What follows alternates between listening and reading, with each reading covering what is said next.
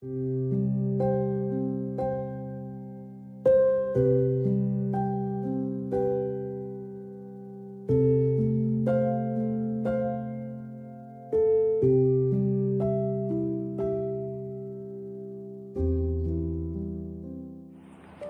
nama Tuhan, Shalom. Mari kita bersama-sama merenungkan kebenaran firman Tuhan. Namun terlebih dahulu kita akan berdoa. Bapa, terima kasih buat kesempatan yang Kau berikan kepada setiap kami. Kami beruntung Tuhan mendapatkan kesempatan ini. Kembali kami bisa mendengar, merenungkan, dan terlebih kami rindu bisa mengaplikasikannya, mengimplementasikan dalam kehidupan kami sehari-hari. Berfirmanlah Allah, menerangi hati dan pikiran setiap kami Tuhan, biar kami memahami Bapa. Ini kami Tuhan, kami terbuka di hadapan-Mu, hanya di dalam nama Yesus. Haleluya, amin. Nah Bapak Ibu Saudara yang terkasih, mari kita bersama-sama merenungkan sebuah kebenaran firman Tuhan. Namun izinkan kali ini saya sedikit lebih dalam. Oleh sebab itu saya mohon kita bisa bersama-sama fokus untuk waktu beberapa saat ke depan. Kita fokus pada suatu kebenaran firman Tuhan yang sedikit lebih dalam dari biasanya saya sampaikan dengan sederhana, dengan kajian yang mungkin dasar. Namun kali ini sekali lagi izinkan saya sedikit lebih dalam. Kita akan bersama-sama membuka kitab kita di dalam Efesus pasal yang ketiga. Efesus pasal yang ketiga ayat ke-18 sampai dengan ayat ke-19. Saya memberikan tema memahami atau menyelami kasih Allah yang tak terselami. Bayangkan, menyelami kasih Allah yang tak terselami. Ayat 18 dan ayat 19. Aku berdoa supaya kamu bersama-sama dengan segala orang kudus dapat memahami betapa lebarnya dan panjangnya dan tingginya dan dalamnya kasih Kristus, dan dapat mengenal kasih itu sekalipun ia melampaui segala pengetahuan. Aku berdoa supaya kamu dipenuhi di dalam seluruh kepenuhan Allah. Nah Bapak Ibu Saudara yang terkasih, seperti biasa saya selalu berangkat dari sesuatu yang menggelitik pemikiran saya. Yang lalu-lalu saya belajar bagaimana kita melihat ada misalnya kesalahan penggunaan dan. Ya, Yesus memang mengasihi Maria dan Marta dan Lazarus misalnya. Penggunaan kata dan yang berlebihan. Atau misalnya di dalam ibadah doa saya menghadirkan seolah-olah ada kesalahan penggunaan katanya. Ya, hanya hal-hal yang sepele mungkin bagi sebagian orang, tapi sesungguhnya ada makna yang luar biasa. Sama saudara-saudara, saya selalu meletakkan pemikiran saya ya, dan memahaminya bahwa Alkitab tidak mungkin salah. Otoritas Alkitab di atas segala pemikiran saya. Itulah sebabnya ketika ada sesuatu yang menarik, yang seolah-olah, sekali lagi seolah-olah salah, maka saya perlu menyelidikinya lebih dalam. Karena bisa jadi pemikiran saya belum sampai ke situ. Nah kali ini pun kita menjumpai sesuatu yang luar biasa. Perhatikan di dalam ayat yang ke-18. Betapa lebarnya dan panjangnya dan tingginya dan dalamnya kasih Kristus. Saudara-saudara perhatikan ya. Kalau kita belajar iblis ya, yang digambarkan seperti singa yang mengaum-ngaum dan berjalan keliling. Oke. Nah, saudara-saudara, kalau Bapak Ibu saudara-saudari memahami matematika ya, keliling itu ya oke lah, yang paling simpel adalah 2 kali panjang tambah lebar. Ya, itu dimensi untuk gambar atau bidang datar. Setelah itu kita akan menjumpai ada bangun ruang yang di dalamnya kita mengenal ada misalnya luas, yang satu step di atasnya keliling, walaupun keliling juga bidang datar juga ada luasnya, panjang kali lebar. Ya, jadi yang iblis lakukan itu baru 2 kali panjang kali lebar, 2 kali panjang tambah lebar.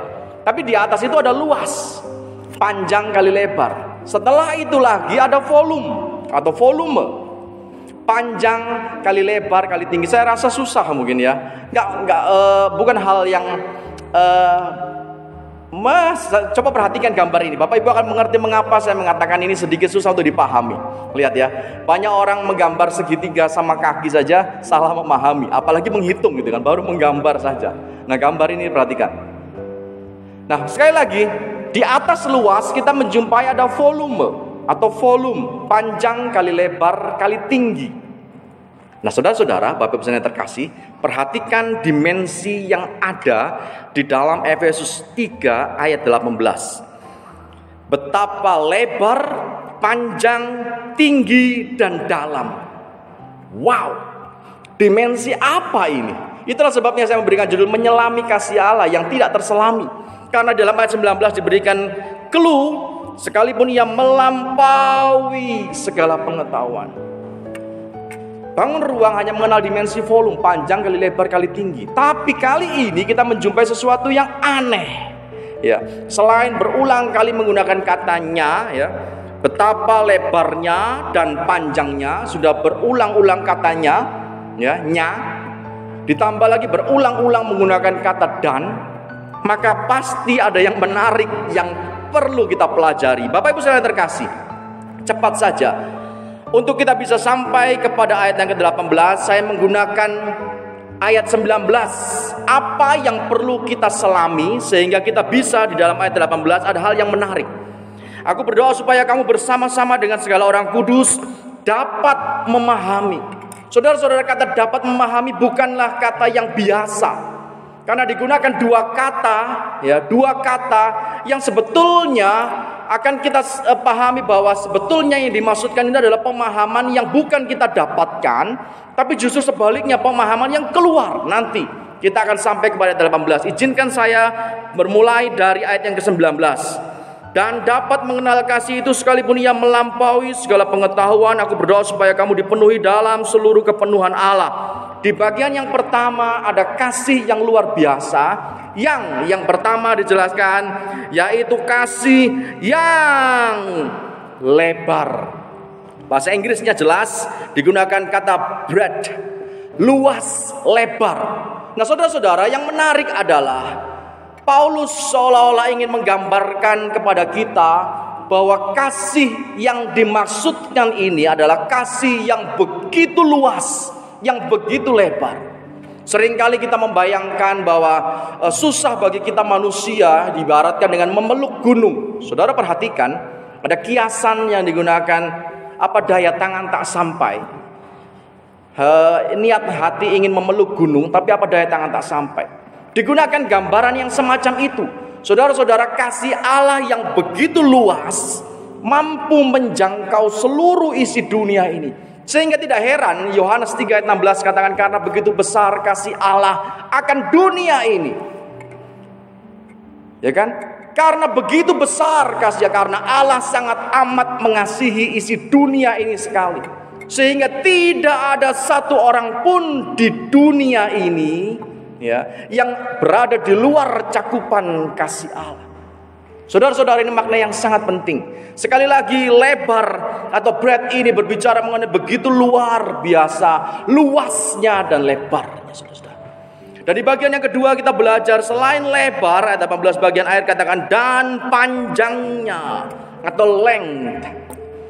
Saudara-saudara, kata ini panjang. Kalau kita memerintahkan seorang anak, siswa atau siapa yang mau mengukur panjang, pasti yang ditanya adalah dari mana ke mana. Ya, karena panjang memiliki ukuran tertentu, yaitu dari satu titik kepada titik satunya. Nah, silakan diukur panjangnya. Nah, penggunaan bentuk ini, length ini, tinggal panjangnya ini, seolah-olah saudara-saudara mengibaratkan bahwa tidak ada titik pangkalnya dan tidak ada ujungnya. Saudara-saudara, kita bersama-sama mengetahui bahwa seringkali orang atau seseorang yang jatuh cinta mengatakan bahwa dia jatuh cinta pada pandangan pertama. Itulah sebabnya dikatakan kapan kamu mulai mencintai pacarmu atau istrimu dan semuanya, ketika pertama kali melihat misalnya. Jelas ada titik pangkalnya. Dan kemudian nanti sampai kapan ujungnya akan jelas. Sampai maut memisahkan misalnya atau apapun silakan. Tapi jelas ada titik pangkalnya dan ada ujungnya. Nah, kasih yang digambarkan ini kita dapati dalam 1 Korintus 13 ayat 8 katakan apa? Kita tahu bahwa 1 Korintus 13 terjemahannya the way of love gitu kan. Kasih tidak berkesudahan. Elai menggambarkan, menuliskan dengan kasih tidak berkesudahan sebagai interpretasi dari sebuah kata love never fail atau love never ends. kasih tidak berkesudahan. Mengapa demikian? Karena kasih yang digambarkan ini adalah kasih Allah, yang notabene adalah Allah itu mengasihi seirama, sebanding dengan keberadaannya yang tidak berawal dan tidak berujung. Sehingga tidak heran kita menjumpai, aku telah memilihmu sebelum dunia dijadikan, sebelum engkau berada dalam kandungan ibumu, aku telah mengenal. Oh saudara-saudara, ini kasih yang luar biasa. Mengapa demikian? Karena kasih Allah tidak berkesudahan. Itulah sebabnya ketika digunakan bentuk betapa panjangnya kasih Allah, maka kita bisa memahami bahwa Allah mengasihi kita. Bukan ketika kita memutuskan, baik, mulai hari ini hari yang luar biasa, saya memutuskan untuk melayani Tuhan sepenuh hati. Dan sejak saat itulah kemudian Allah seolah-olah begitu mengasihi, oh selamat datang, aku mengasihimu. No. Atau mungkin kita berpikir, oh ketika ada satu titik pertobatan saya, saat itu saya memutuskan untuk mengikut Yesus sepanjang hidupku. Dan saat itulah kasih Allah mengalir dalam kehidupan saya. No. Itulah sebabnya kita menggunakan bahasa Dia mengasihi kita, menunjukkan kasih-Nya saat kita dalam keberdosaan kita. Saudara-saudara perlu memahami bahwa Allah mengasihi kita tidak berkesudahan, tidak berawal dan tidak berakhir. Saudara-saudara, ini hal yang luar biasa. Untuk kita sampai kepada bagian yang pertama nanti, izinkan saya menyampaikan apa-apa saja yang perlu kita selami. Selain tadi kita belajar ada lebar atau luasnya, ada panjangnya, dan kemudian ada tingginya. Saudara-saudara, di bagian yang berikutnya ada tingginya. Kita lihat dalam ayat 18 sekali lagi. Aku berdoa supaya kamu bersama-sama dengan segala orang kudus dapat memahami betapa lebarnya dan panjangnya dan tingginya, atau height, tingginya.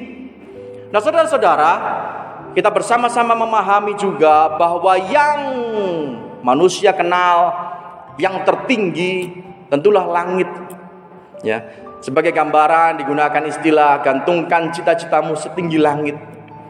Ya, walaupun di atas langit masih ada langit lagi, tapi seolah-olah langit itu adalah gambaran sesuatu yang sangat tinggi.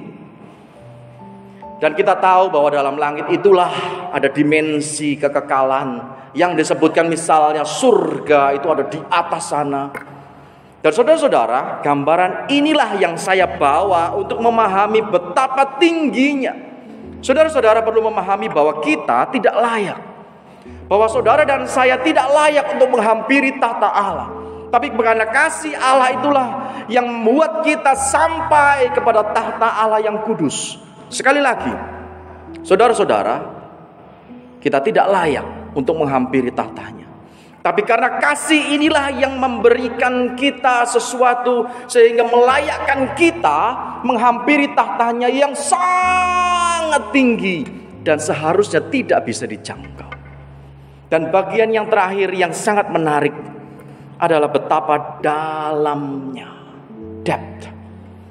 Saudara bisa melihat dengan mata kepala kita ini, ya, semua yang terlihat ya, itu menunjukkan permukaan, surface.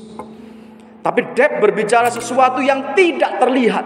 Kalau saudara pernah merasakan kasih Allah, oh puji Tuhan, ketika saya mau kelulusan, ketika saya berada di detik-detik akhir, nilai saya sangat jelek. Saat itulah kemudian berkat Tuhan yang luar biasa, mujizat Allah terjadi sehingga saya lulus. Saudara mengalaminya dan bisa menyaksikannya. Itu semua masih dalam tataran permukaan, surface. Artinya apa? Bahwa Allah mengasihi kita jauh lebih daripada itu semua. Jauh lebih daripada itu semua. Saudara menerima berkat yang luar biasa. Puji Tuhan, saya gak menyangka bisa menerima berkat yang sebanyak ini dan luar biasa. Itu masih permukaan. Digunakan bentuk betapa dalamnya, artinya bahwa yang tidak bisa lagi engkau lihat. Kita tahu bahwa digunakan gambaran dalamnya lautan itu, oh begitu, kalau sangat dalam, ada palung yang begitu dalam, sudah tidak lagi terlihat dari permukaan. Dan itulah yang dibuat untuk menggambarkan bahwa kasih Allah begitu dalam, sehingga semua berkat yang kita perhatikan, yang kita lihat dan kita alami ini baru pada tataran permukaan. Seolah-olah ingin menggambarkan saya menyiapkan sesuatu yang jauh lebih daripada itu. Ini hal yang luar biasa, saudara-saudara. Dan berikutnya, saudara-saudara, kita melihat di dalam ayat yang pertama tadi. Ayat yang pertama tadi katakan, aku berdoa supaya kamu bersama-sama dengan segala orang kudus dapat memahami. Kata dapat memahami yang saya sebutkan di awal tadi. Bukanlah sesuatu yang tiba-tiba misalnya kita berdoa dan kemudian pemahaman itu masuk. No. Ini yang menarik. Karena di dalam terjemahannya seharusnya digunakan misalnya dalam American Standard Version, may be strong to apprehend. Beberapa terjemahan lain misalnya digunakan may be able to comprehend. Saudara-saudara, ya, kata ini digunakan merupakan terdiri dari dua kata, ya, yaitu ek dan isko. Ya. Kata ini kalau kita perhatikan dalam bahasa Yunani, ya, Alkitab menggunakan banyak kata exodus misalnya untuk menggambarkan sesuatu yang keluar. Ada yang keluar, ya, exodus. Kemudian digunakan kata exousia, ada power yang keluar. Eklesia, panggilan keluar. Sebagai gereja Tuhan yang dipanggil keluar. Nah, ini berubah kata-kata inilah ek, kemudian ditambah dengan isko. Saudara-saudara, pemahaman yang keluar dari diri kita, yang diimplementasikan, yang diwujudkan. Saudara mungkin menjumpai banyak orang punya rasa cinta, punya rasa sayang, tapi tidak berhasil mengekspresikannya. Ya, ada orang-orang tertentu misalnya ada yang sedang jatuh cinta, menjumpai pacar Anda, kok kayaknya cool aja, stay cool, kalem aja. Tapi kalau ditanya apakah kamu cinta? Oh, cinta sekali. Mau disuruh bicara, disuruh bersumpah demi apapun dia siap. Saya sangat mencintainya. Tapi maaf, ekspresinya biasa saja.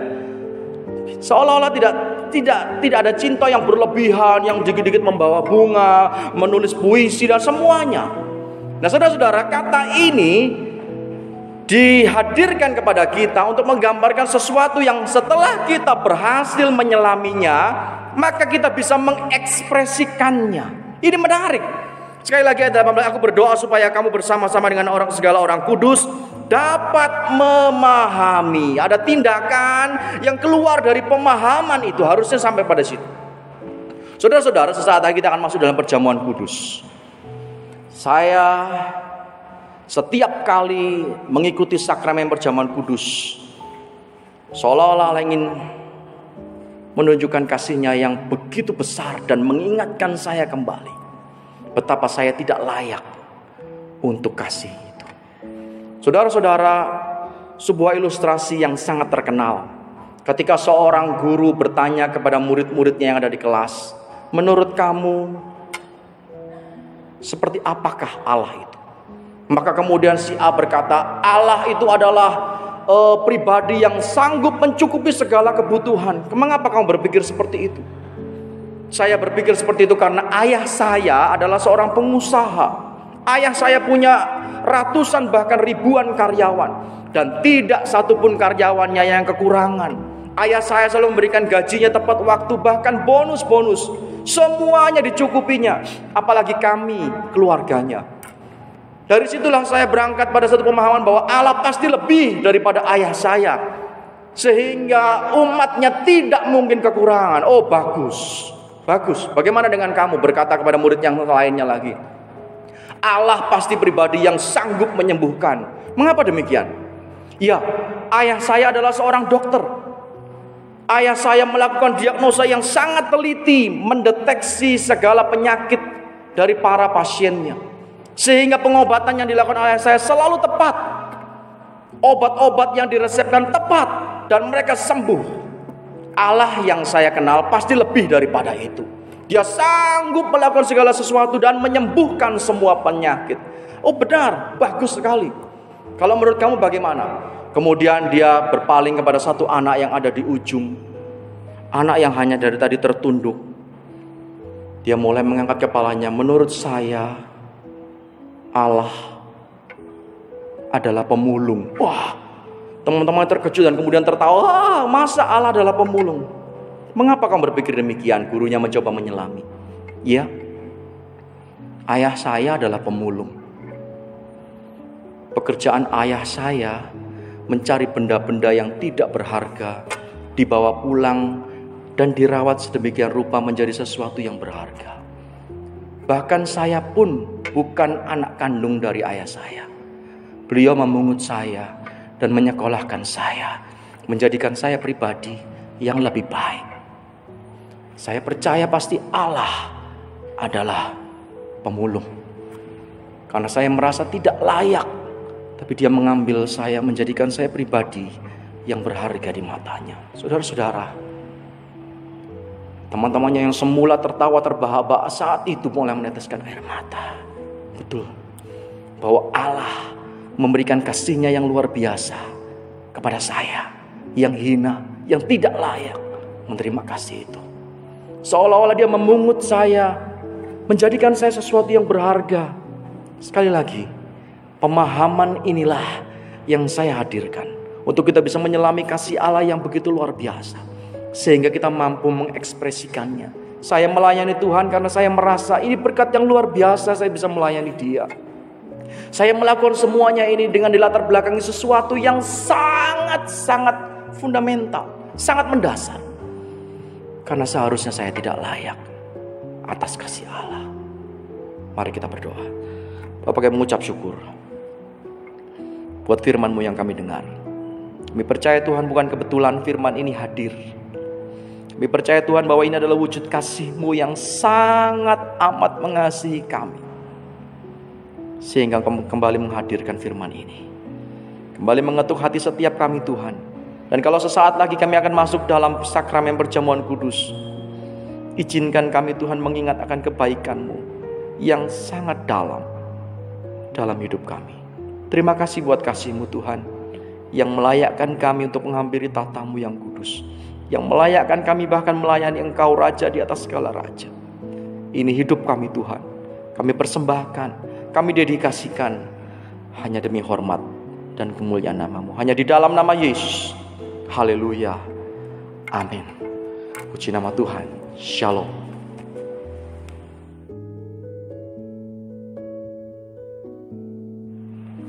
Ya, shalom Bapak Ibu Saudara kasih dalam Tuhan.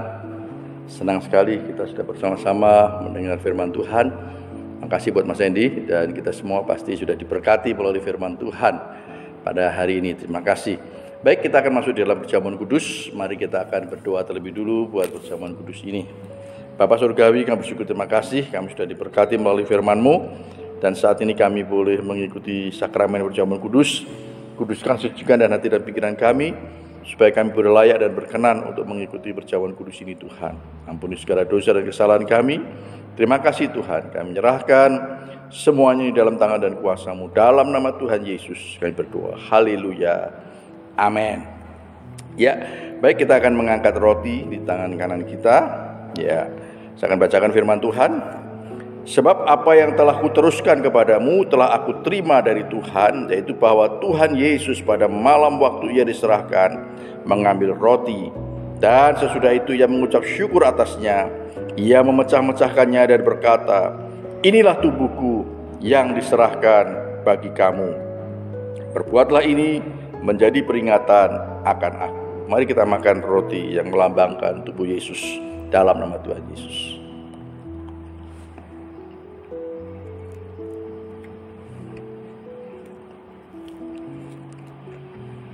Kita angkat cawan di tangan kanan kita.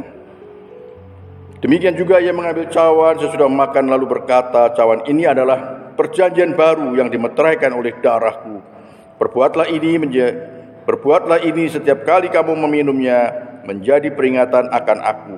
Sebab setiap kali kamu makan roti ini dan minum cawan ini, kamu memberitakan kematian Tuhan sampai Ia datang.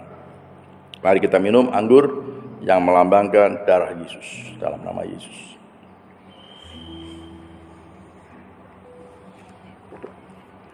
Oh haleluya, haleluya, haleluya, haleluya, haleluya. Terpujilah nama-Mu Tuhan, terpujilah nama-Mu Tuhan. Kami bersyukur, terima kasih Tuhan Yesus. Kami bersyukur, terima kasih Tuhan. Hanya oleh tubuh dan darah-Mu Tuhan, kami boleh diselamatkan. Kami boleh disucikan dari segala dosa-dosa kami. Terima kasih Tuhan Yesus, kami mengucap syukur. Kami tidak akan melupakan perbuatan-Mu yang besar. Kami akan terus mengingat pengorbanan-Mu bagi kami, Tuhan. Dan kami akan terus memberitakan berita kematian-Mu, Tuhan, kepada orang lain, supaya banyak orang yang diselamatkan. Terima kasih. Di dalam nama Tuhan Yesus kami sudah berdoa. Haleluya. Amin. Ya, Bapak Ibu Saudara kasih dalam Tuhan, saya ingin menyampaikan beberapa pengumuman. Yang pertama, ya, mulai tanggal 6 Maret ini gereja kita sudah mulai kembali dengan ibadah offline di gereja. Namun juga bagi saudara yang sakit, yang kesehatannya masih belum memungkinkan untuk beribadah di gereja, saudara juga tetap bisa beribadah secara online, ya, karena kita juga menyediakan ibadah secara online. Itu yang pertama. Yang kedua, berkaitan dengan rencana Natal dan Paskah tahun depan, ya, Paskah tahun depan kita menyediakan celengan. Silahkan saudara terus, jangan lupa mengisi celengan untuk rencana kegiatan Natal tahun ini dan juga Paskah tahun depan. Ya, kemudian yang ketiga, bagi Bapak Ibu Saudara yang belum divaksin, ya, kalau Bapak Ibu Saudara belum divaksin, silahkan kalau Bapak Ibu mau vaksin bisa mendaftar ke Mbak Anis, ya, vaksin pertama maupun vaksin yang ketiga, vaksin booster, silahkan mendaftar ke Mbak Anis. Ya, saya kira itu saja yang saya sampaikan. Jangan lupa tetap terus jaga dengan disiplin protokol kesehatan. Tuhan Yesus memberkati kita semua. Amin. Puji Tuhan.